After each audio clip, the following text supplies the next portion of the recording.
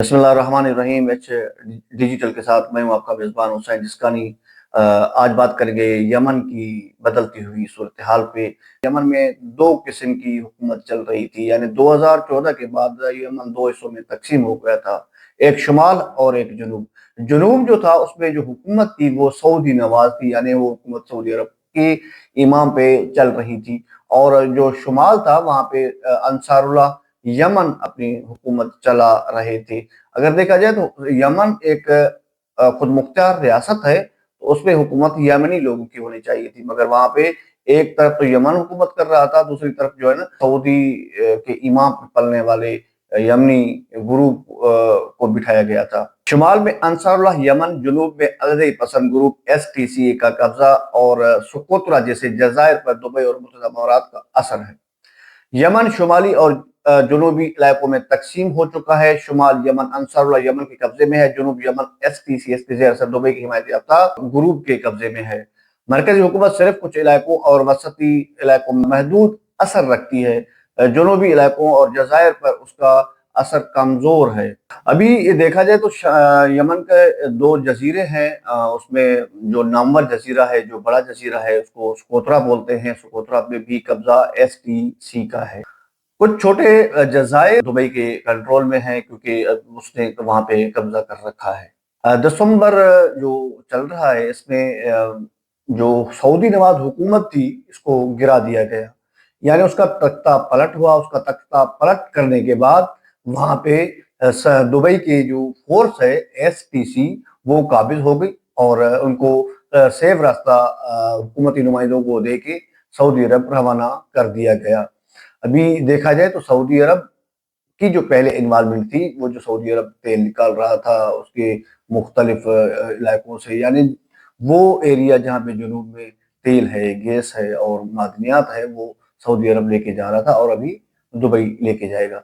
जब यमन में के खिलाफ 7 अरब रियासतों ने जंग शुरू की तो उसमें कुछ निकल गए और बाकी जो बचे थे आखिर तक जो लड़ते रहे यमन के साथ, वो सऊदी और दुबई थी। तो शायद इन लोगों ने कुछ अर्सा अपना मुआहिदा ही किया होगा कि भाई इतने साल तक आप हुकूमत करेंगे, उसके बाद फिर हमारी जो है लोग वहां पे हुकूमत करेंगे। ये भी हो सकता है कि कुछ फायदा वो उठाएं और कुछ फायदा ये उठाएं।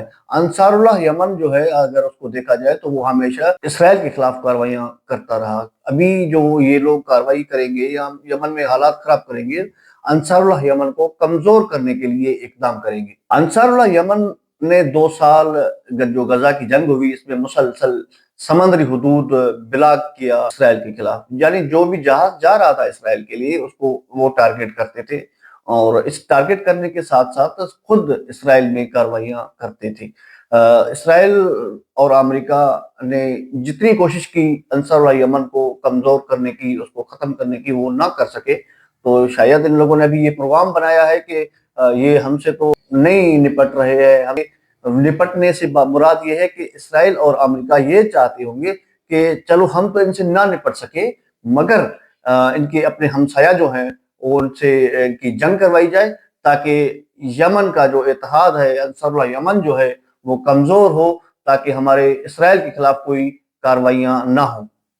इसराइल को सेव करने के लिए अमेरिका हर उस मुल्क को कमजोर करता है जो इसराइल के खिलाफ हो। जैसे अभी लबनान में हिजबुल्लाह को देख लें, जैसे सीरिया में कुछ ग्रुप थे उनको देख लें, या इराक में कुछ ग्रुप हैं उनको देख लें। वो लोग जो इसराइल के लिए खतरा हैं, अमेरिका चाहता है वो रास्ते से हट जाए, ताकि इसराइल से वो, इसराइल को अमेरिका ने इसलिए बिठाया हुआ है कि अरब ममालिक, मिडल ईस्ट जितनी भी है, वहां पे मेरा एक कुत्ता इसराइल बैठेगा, तो जो मैं दूर से नहीं कर सकता वो नजदीक से अंजाम दे देगा।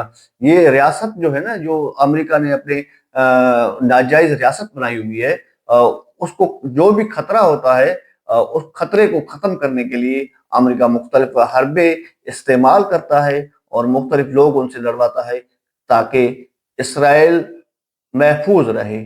मगर ये रियासत न पहले महफूज थी, न अब महफूज है, न आइंदा ये महफूज रहेगी। जितने भी ग्रुप हैं जो इस रियासत के खिलाफ है, उनके खिलाफ अमेरिका कार्रवाई भी करता है, उनको ब्लैक लिस्ट भी करता है, उन पे पाबंदियां भी लगाता है। तो अभी जो माहौल बना हुआ है यमन का, وہ دیکھنے کے بلکہ ایک تعجب کا ماحول بنایا ہوا ہے کہ آپ انصار اللہ یمن کو کمزور کرنے کے لیے جنوب میں ایک اور حکومت لے کے آئے ہیں، جنگجو حکومت، یعنی وہ جنگ کرے گی کس کے ساتھ؟ عنقریب میں انصار اللہ یمن کے ساتھ، تاکہ اسرائیل محفوظ رہے۔